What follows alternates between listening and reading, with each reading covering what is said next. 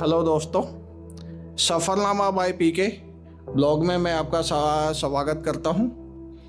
और ये सफ़र हमने गुड़गांव से शुरू किया है गंगोत्री के लिए।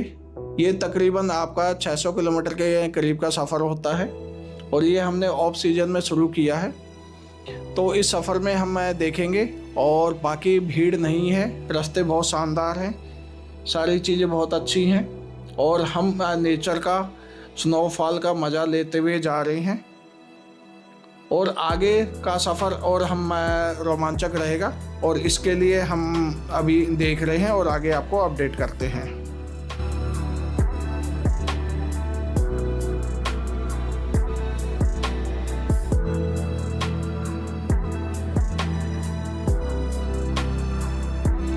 गलतांग वैली बहुत सुंदर है और हमसे सिर्फ एक छोटी सी ये गलती हो गई कि हम अपने कैमरा वाला बैग यहीं पे छोड़ गए। तो हमने किसी वहाँ पे गाइड के उससे फ़ोटो हमने अपने क्लिक करे हैं और वापसी आके हमने ड्रोन से ये फुटेज डाले हैं। और ये 2 किलोमीटर लंबा ट्रैक था लंका पुल से जस्ट पहले।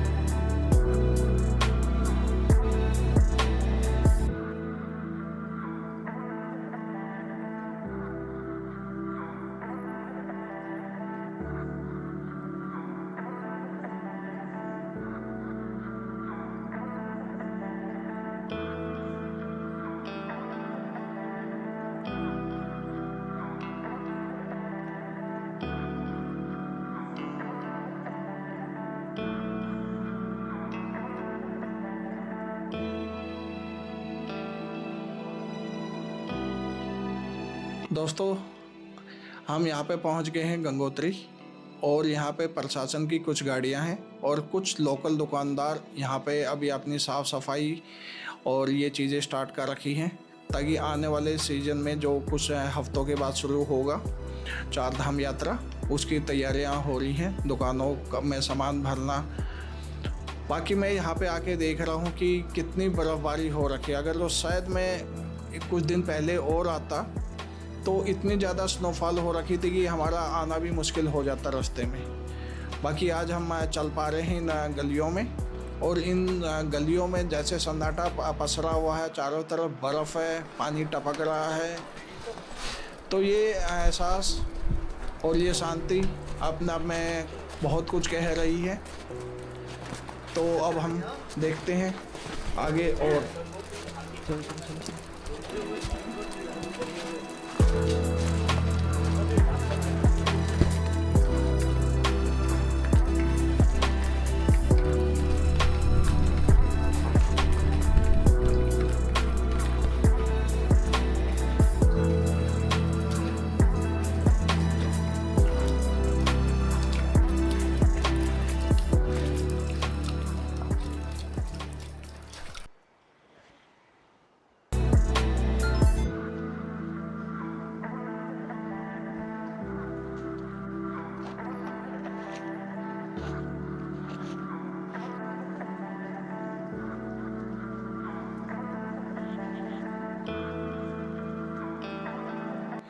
और अगले महीने की 18 तारीख में माँ गंगा को यहाँ पे लेके आया जाएगा एक भव्य यात्रा के थ्रू। तो उस यात्रा में प्रशासन, यहाँ के पंडित और सामान्य जितने भी लोग हैं तो वो लोग होते हैं और बहुत धूमधाम से माँ गंगा को यहाँ पे लेके आएंगे। और फिर 19 से चार धाम यात्रा की शुरुआत यहाँ से होती है। बाकी अभी हर जगह सन्नाटा है, बर्फ़ है और इस सन्नाटे को आप महसूस कर सकते हो अपने हर कदम के साथ।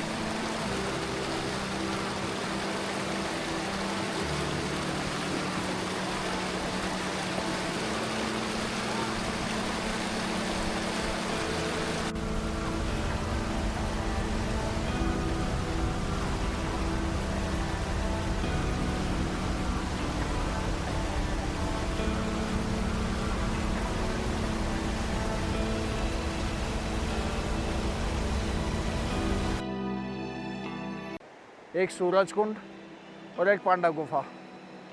सूरज कुंड में एक झरना बताया जा रहा है जो कि यहाँ से 500 से 700 मीटर की दूरी पे है।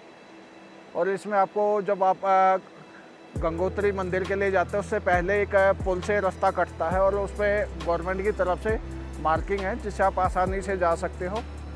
और दूसरा यहाँ से पांडव गुफा है, वो 2 किलोमीटर के करीबन ट्रैक रोड है। तो पुरानी कहानियों में कहा जाता है कि जब पांडव स्वर्ग यात्रा पे जा रहे थे तो वो इसी मार्ग से होते हुए गए हैं।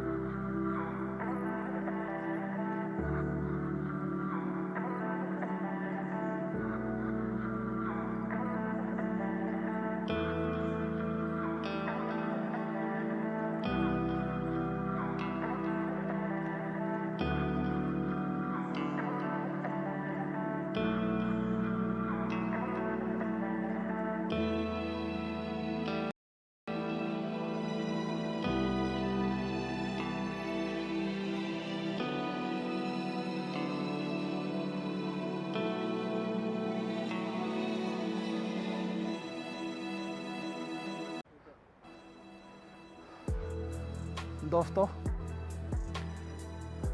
गौमुख पांडव गौमुख यात्रा में आने का मेरा बहुत मन था और इस यात्रा के लिए मैंने शुरुआत करी थी जिसमें हम सूरज कुंड होते हुए गए। गंगोत्री से ये तकरीबन 2.5 से ज़्यादा है और हम 1.5 किलोमीटर के करीब इस पे चले हैं।